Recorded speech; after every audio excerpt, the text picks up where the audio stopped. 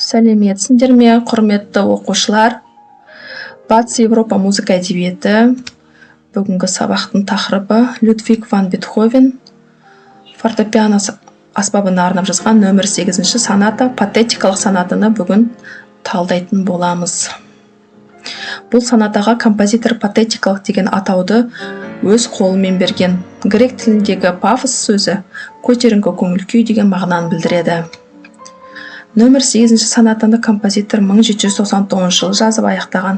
Сол шақта Бетховен 29 жаста болған.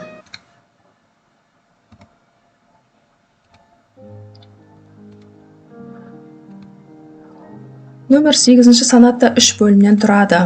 Бірінші бөлім сонаталық аллегро пішінде жазылған. Бөлімнің екпіні аллегро ди мольто e con brio, яғни өте жылдам, жалынды, ынтамен, жігермен орындау деген мағынаны білдіреді. Екінші бөлім ронда пішінде жазылған. Бөлімнің екпіні анданте кантабеле, баяу және әуездете орындау керек. Үшінші бөлім ронда пішінінде жазылған. Бөлімнің екпіні аллегро, өте шапшаң, өте тегіс деген нұсқаулықпен көрсетілген. Бірінші бөлімнің өзін 3 тародан тұрады.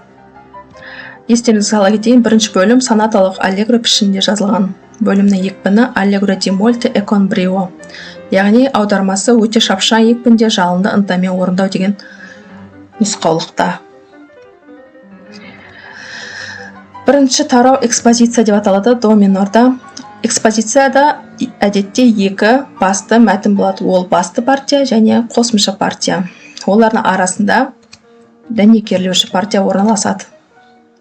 Қосымша партиядан кейін аяқтаушы партия, яғни тарауды аяқтайтын мәтін.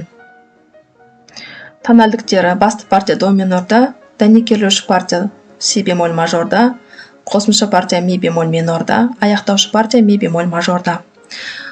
Екінші тарау өңдеу, разработка деп аталады.